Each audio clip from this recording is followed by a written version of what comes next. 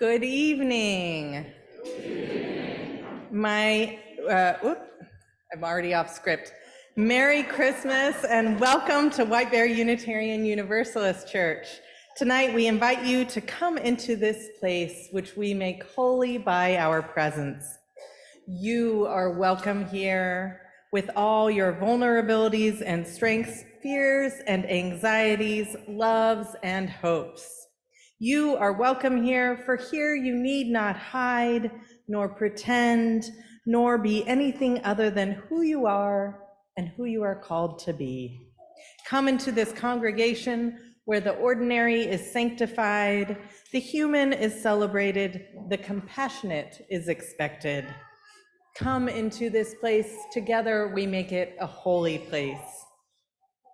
Whoever you are, wherever you are on your path, may this evening be a place of rest and restoration on your journey. I'm Reverend Jessica Clay, and I use she, her pronouns. I'm the lead minister of this congregation. So happy you are all joining us on this evening. Whether you are in the building or streaming on Zoom, let's wave to everyone on Zoom. Welcome on this evening, which we make sacred by our presence together. We are so glad you are here. Just a couple of announcements before we get started. Our service next Sunday will be exclusively streamed on YouTube, so that means watch it in your pajamas. So please don't come on back to the building until December 31st. On December 31st, the wording changed. It will be closed. So are you going to come here to church next Sunday? No. All right. We invite you to join us back in the building on January 7th when our regular schedule of services resume at 9 and 11 a.m. Welcome to our service tonight. It is so good to be together.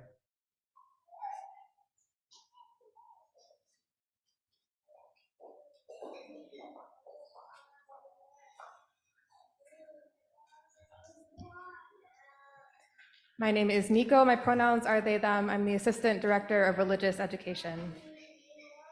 I look forward to Christmas every year. For me, this holiday is a special day to be with people that I love. Both of my sisters live far away now, and they usually come home for Christmas. We have all these little traditions around gifts and food. We watch It's a Wonderful Life and play games together. It is loud and chaotic, and often whatever plan we had for the day gets disregarded in favor of spur-of-the-moment activities. And if you know me, you know that that last sentence is like a nightmare scenario for me. But actually, at Christmas, I find meaning in turning away from regular life and turning instead towards intentionally marking the moments I get to spend with my family. The story of Jesus' birth is not as important to me as it once was. But since this is a Christian holiday, I do like to honor their sacred story and the many lessons it holds.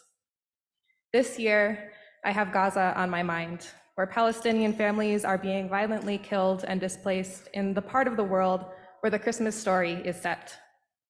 The Christmas story of a displaced family traveling the land because the powers that be forced them to, seeking shelter and safety without any guarantee that they would find it, is before us in Gaza and among refugees in countless other places around the world, including right here in the US. This is a heavy thing to hold alongside the joy of celebrating Christmas with my family. So I light the chalice this Christmas Eve for all that we are asked to hold in tension and in connection, for the joy of being with family and the pain of those families displaced and suffering. Come, let us worship together, and may we hold it all in a fierce and active love.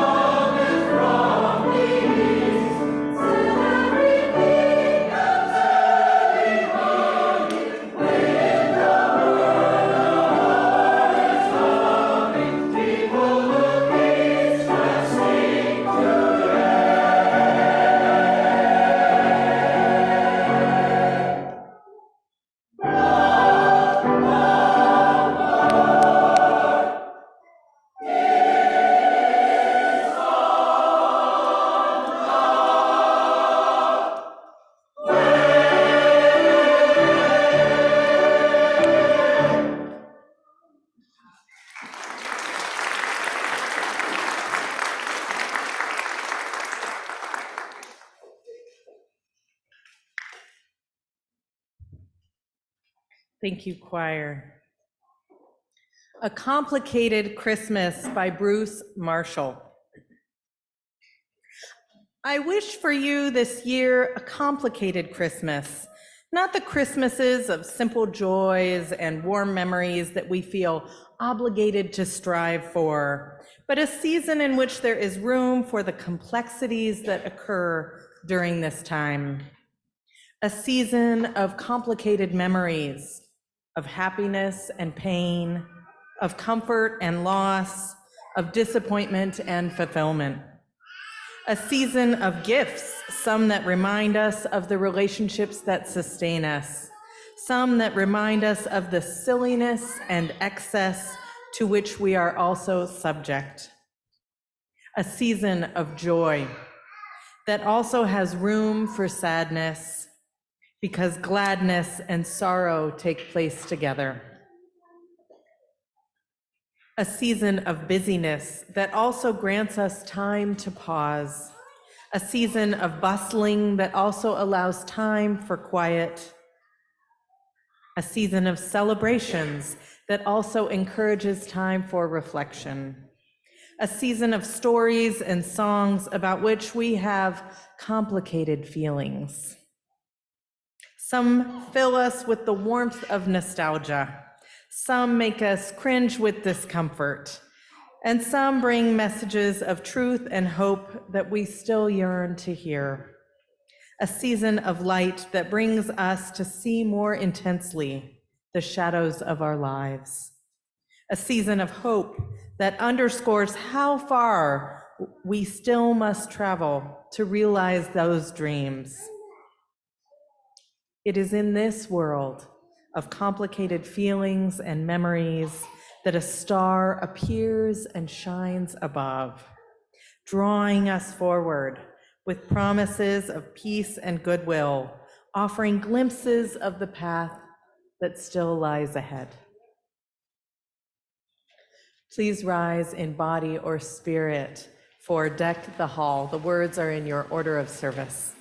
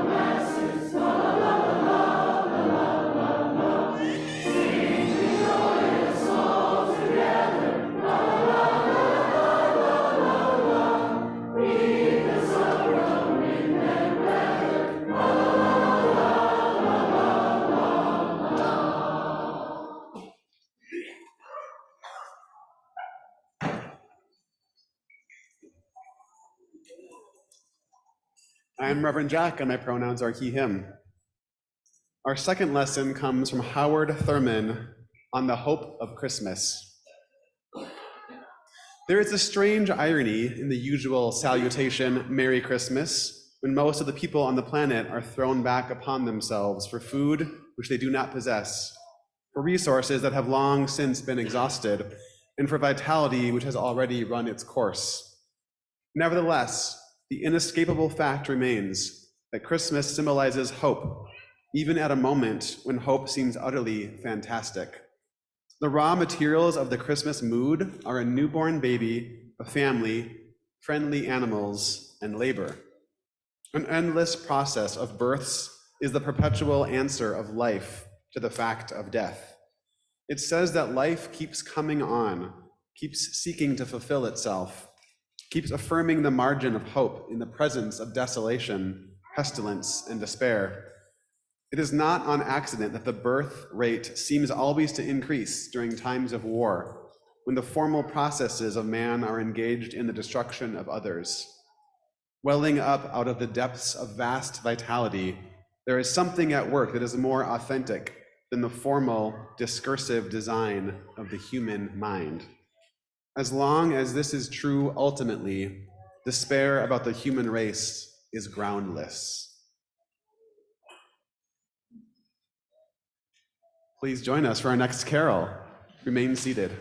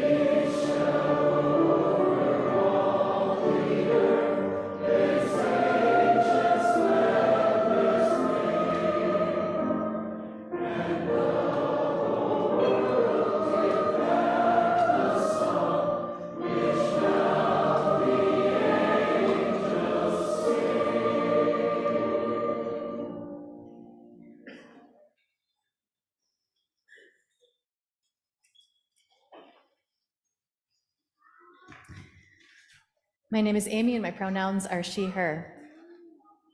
Our third lesson is from Luke 2. Now it happened in those days that a decree went out from Caesar Augustus that all of the world should be registered for taxation. This was the first registration, and it occurred while Quirinius was governor of Syria. So all went to be registered, each to their own towns. Joseph also went up from Galilee out of the city of Nazareth into Judea to the city of David called Bethlehem, for he was from the house and heritage of David. He went to be registered with Mary, to whom he was betrothed and who was pregnant. So it was while they were there, the time came for her to give birth. And she gave birth to her firstborn son and swaddled him and laid him in a manger because there was no place for them in the inn. Shepherds were in that region there, staying in the fields, keeping watch over their flock by night. Then an angel of the Most High God came upon them, and the glory of the living God shone around them, and they were greatly terrified. But the angel said to them, "Fear not. Look, for I proclaim to you the good news of great joy for all the people. For there is born to you this day a Savior who is the Messiah, the sovereign God, in the city of David. This will be a sign for you. You will find a baby swaddled and lying in a manger." And it happened when the angel had departed from them into heaven, the shepherd said to one another, "Let us go now to Bethlehem and see this thing that has come to be, which the sovereign God has made known to us."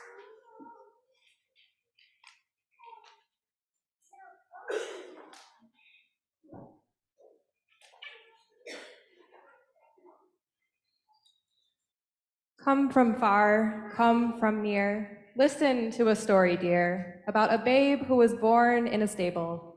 Amidst the blood and the trials of labor, a father's heart stood still. But as the baby's cries joined the mother's, the father's heart began to beat anew, filled with joy.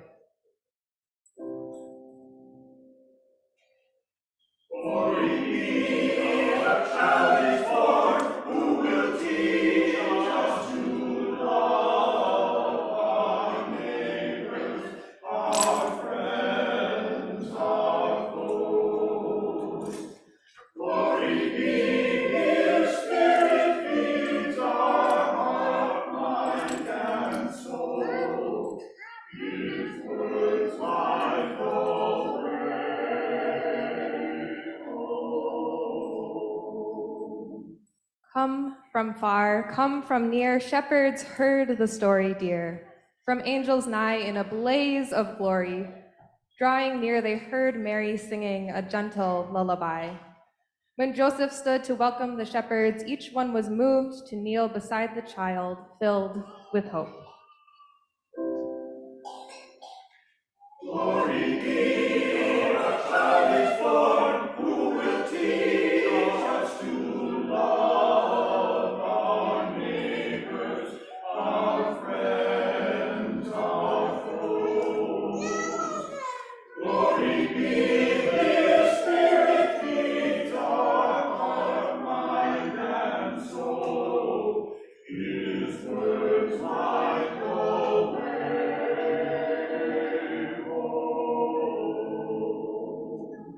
Come from far, come from near, Jesus shared his stories dear, as young and old crowded round him to listen. One of the women touched his robe, which touched his heart. She was healed through faith. He preached a gospel ripe with forgiveness. He preached a gospel generous in love, radiant love. glory be, a child is born, who will teach us to love our neighbors, our friends, our foes. Glory be, His Spirit feeds our heart, mind, and soul. His words like the way.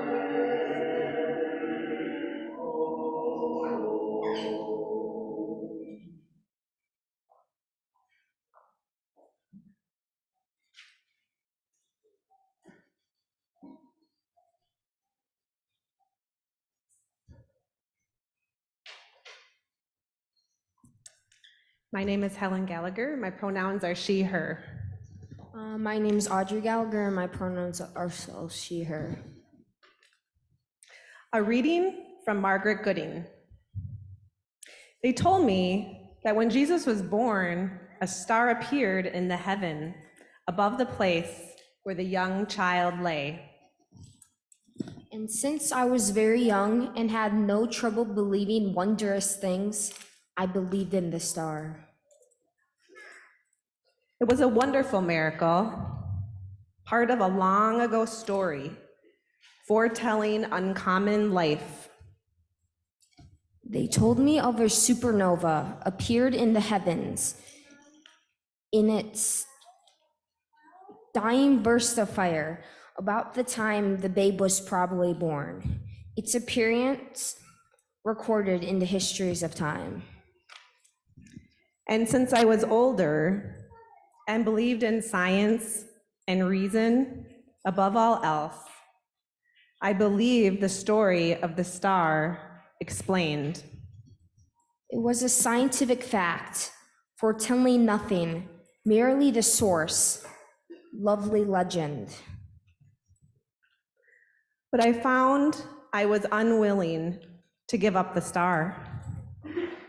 It seemed a fitting symbol for the birth of one whose uncommon life has been remembered long. The star explained became the star understood. For Jesus, for Buddha, for Zarathustra. Why not a star? Some bright stars shine somewhere in the heavens each time a child is born. And who knows what it may foretell? For who knows what uncommon life may yet unfold, if we but give it a chance.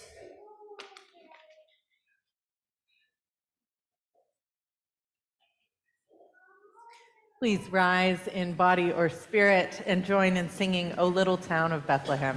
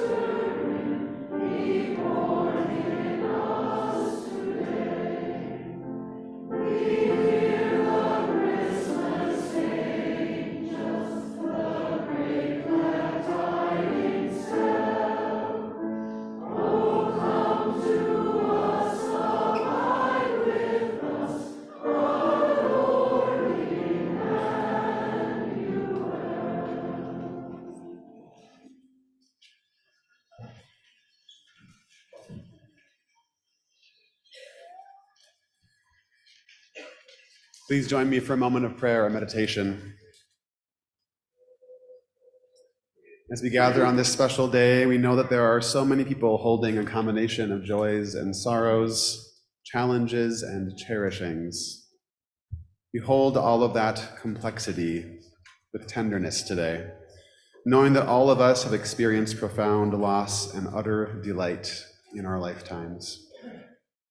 This is a season to celebrate peace and goodwill, cheer and merriment, but all of that is made harder by war and poverty, by inequality and injustice, by hatred and ill will.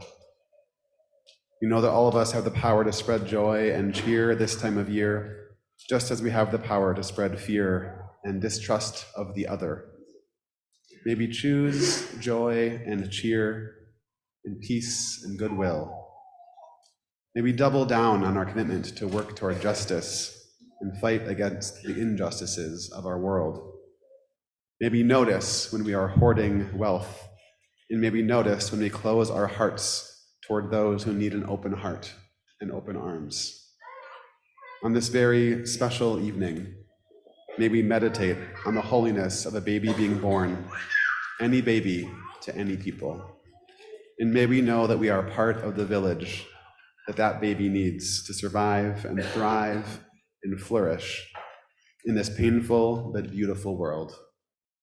May we bring a torch into this world to light up the places that lack truth and to warm up the places that lack warmth. May it be so, and amen.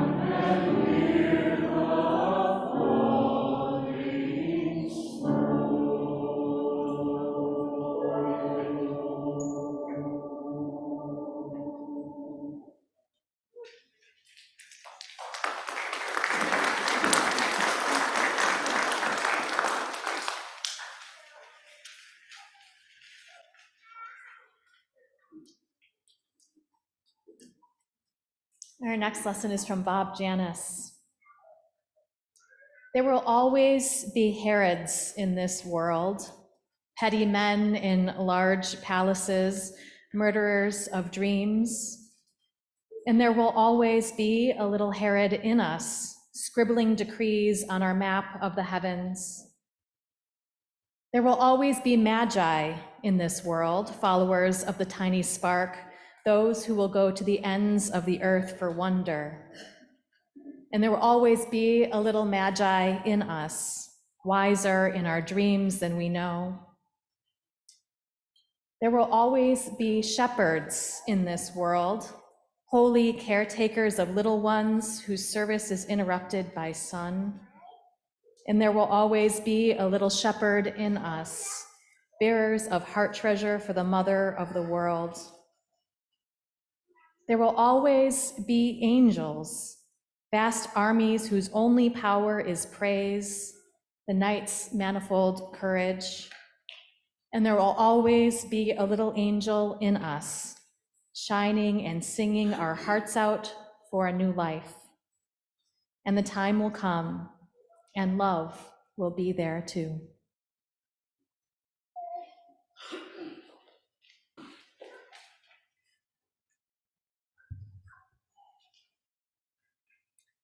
I'm going to introduce the offertory, but first I want to make sure, because we have blessings of abundance on this evening, does everyone have a candle? If you need a candle, Jack is at the back with a basket. So if you need a candle, please raise your hand and Jack will bring you a candle. I see one on your right too, Jack. Great. And please keep your hand raised so that Jack can see and bring you a candle. And please do share with your neighbor your orders of service, because we may have run out. And by may have, I'm pretty sure we did.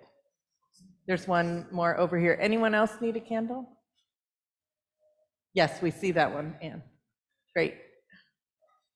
Thank you. Thank you, Katie. In keeping with our December tradition, guest at your table is once again our special collection. The Unitarian Universalist Service Committee, also known as UUSC, sponsors this project. The UUSC is a social justice and human rights organization that was formed during World War II to get persecuted people out of Nazi-controlled Europe. This year, the UUSC has global projects that address 4 critical issues: the growing rise of fascism, violence against communities historically marginalized, and that counts as communities here in the United States as well, the increasing toll of the climate crisis, and the record number of people forced to migrate. Our White Bear Unitarian Universalist congregation members, Judy and Dick Ottman, have been supporters of the UUSC for 40 years. This year, the Ottman family will match all contributions from this congregation, dollar for dollar, with no limit. Yes.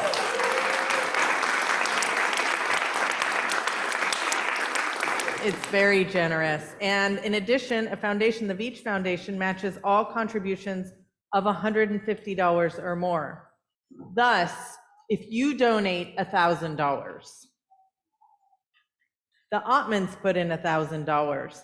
The foundation matches both of those contributions, and then the UUSC will receive $4,000. Or if you donate $150, the UUSC will receive.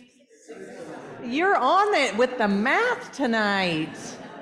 Yes, so there are a couple of ways you can contribute this evening. You can contribute as we pass the baskets, or you can donate on our webpage, or send a check or leave a check at the front office lockbox, or use the text to give option in your order of service. No matter how you give, please indicate the keyword guest.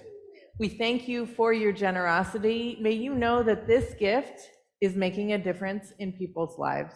The offertory will now be gratefully accepted.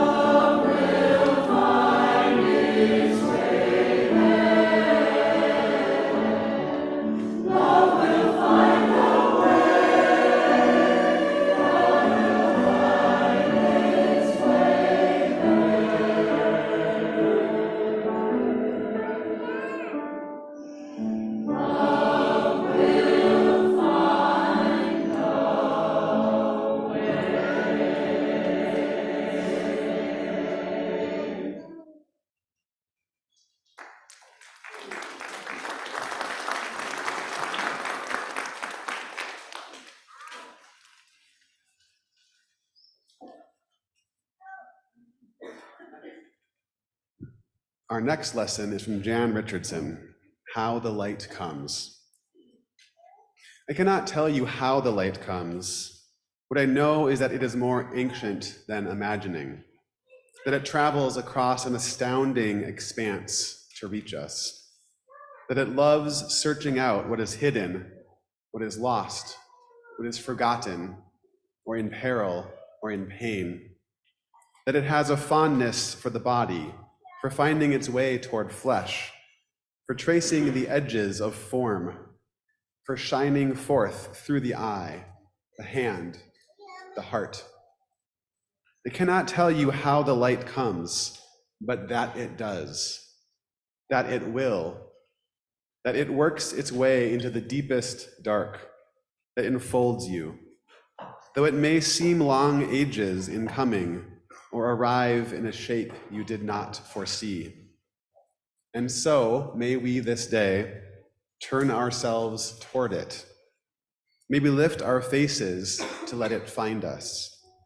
May we bend our bodies to follow the arc it makes. May we open and open more and open still to the blessed light that comes. Please rise in body or spirit and join us in singing, Go Tell It on the Mountain. Jesus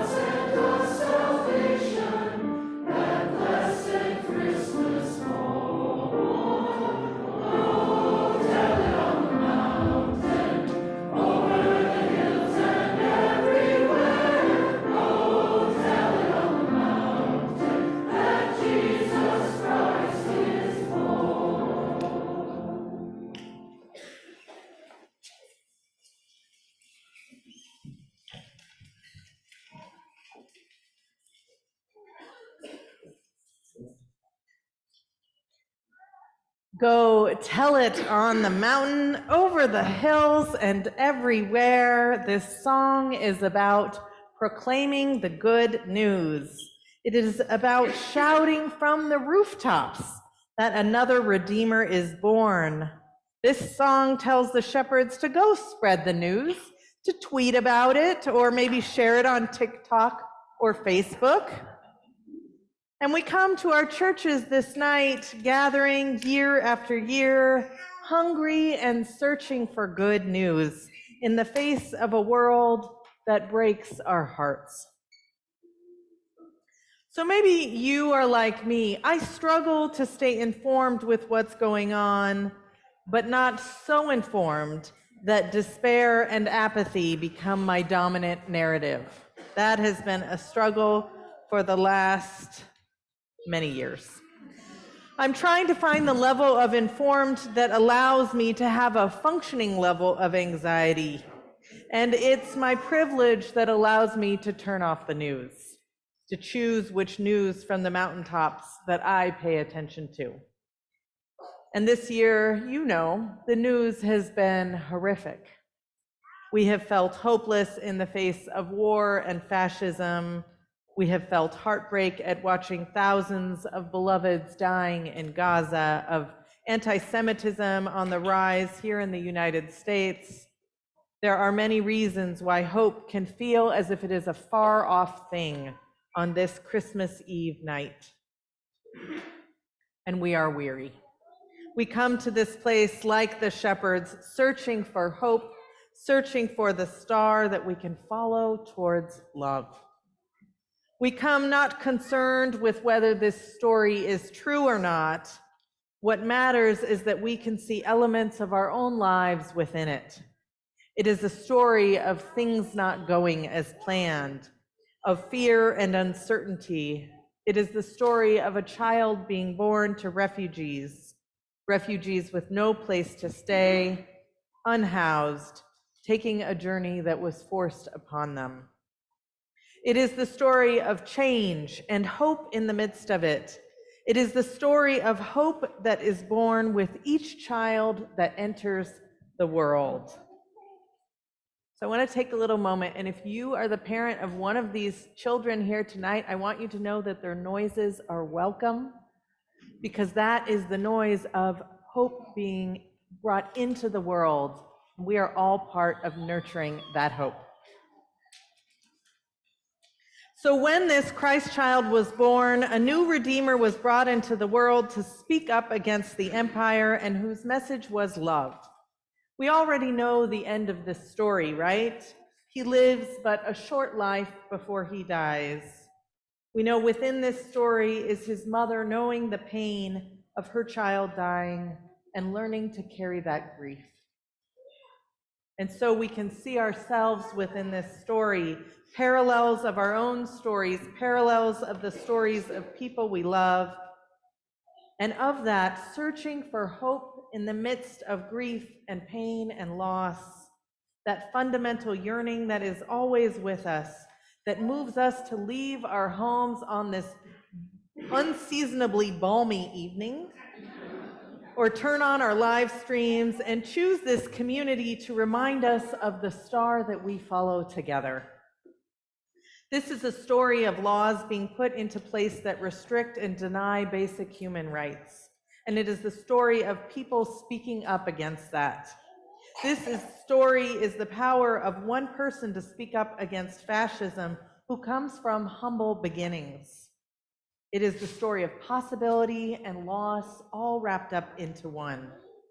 We can simplify it by placing a nativity on our lawn, or not even deal with it by just embracing other reasons for the season. But your invitation tonight is to find yourself within this story, to find meaning and hope within it and within this community. This story is about people following a star, uncertain of where it would lead them, about people rejoicing in a child's birth, of people having faith that with this good news, change will come. And so, good people of this community, Tonight, I invite you to continue to choose hope together. Do you see that star in your own life? It is hope. Hope for the world we want to create, hope for humanity, hope for our planet, and that star is what guides us on our way. It is filled with good news.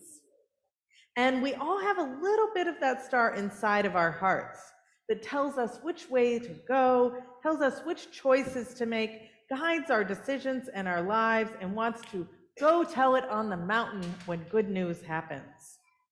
Some of you are carrying a bit of that stardust here tonight because our hearts can carry both heartbreak and joy all at the same time. There is room for both. So now I invite you to think about, what was your good news this year? What did you want to shout from the mountaintops?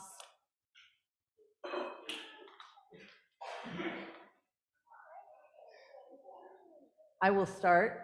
My daughter Eleanor was born in February, and she brings me joy every day. And so now I would like to hear some of your good news. Just a couple. Don't worry, we are getting to the candles. Jack is going to walk around with a mic if you have some good news that you want to share and be celebrated within this community. And on Zoom, thank you, Jack. Erin is opening up the Zoom room so you can share it in the chat box. I got into the play for my school this year. It was my first time being an actor, so that was a big thing for me. That's great. Yeah, you can clap. On December 22nd, Phil and I have been married 50 years.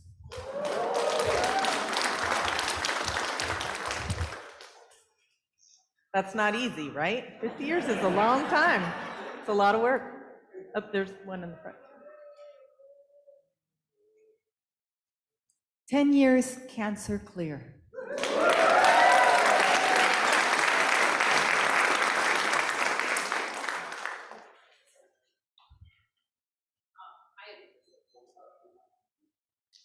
Um, 35 years this Friday on December 9th.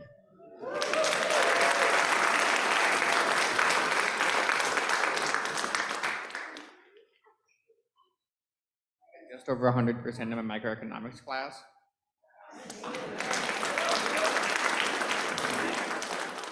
And if you're up in the balcony, if you could come on down, if you want to share any good news from the balcony. In 12 days, I will be 1 year sober.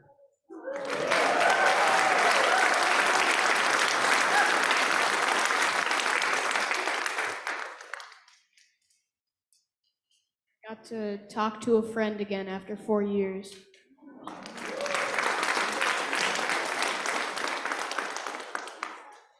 Just found out on Friday I'm having a second boy come May.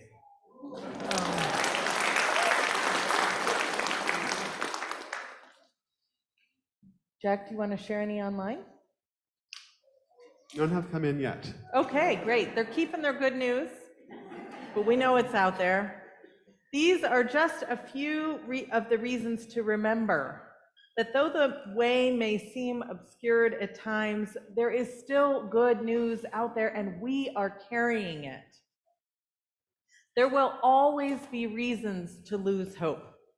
The work of staying engaged and working for justice in the world is hard.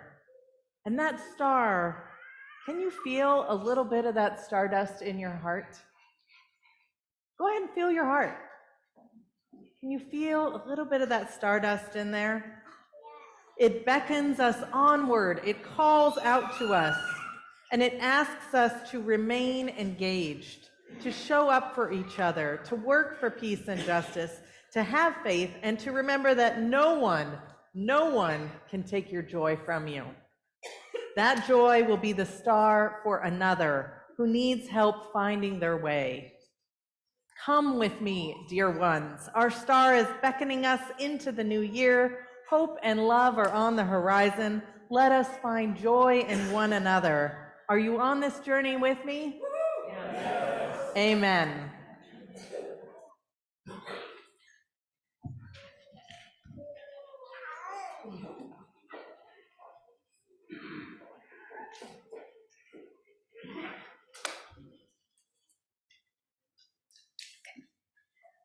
Good evening and Merry Christmas. I'm Fiona Barrettwick, and I use she, her pronouns. Go into the world and bid others to follow the star. Tell them the star means wisdom. Tell them the star means kindness. Tell them the star means understanding. Tell them the star means tolerance. Tell them the star means sacrifice. Tell them the star leads to a vision of a fairer world. Tell them the star shines in the heavens and in their own hearts. And if they will follow the light, their own light, they will bring peace and joy to others and find it themselves.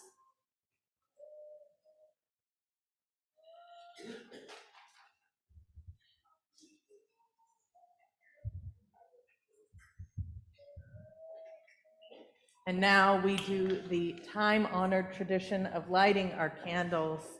You will notice there's a bit of a misprint in the order of service.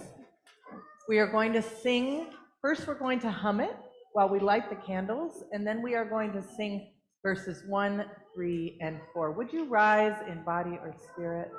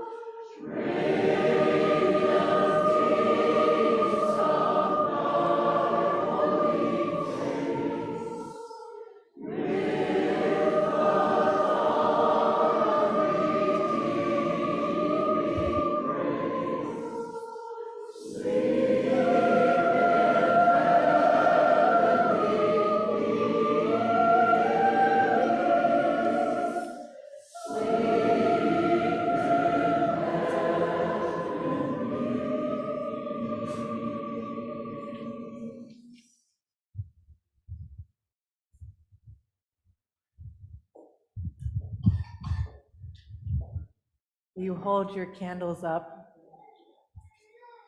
and look around?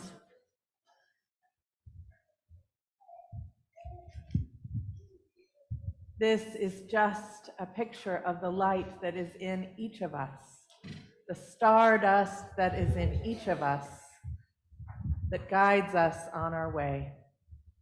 May you feel that joy and hope within your heart tonight and the nights ahead. Go in peace and Merry Christmas.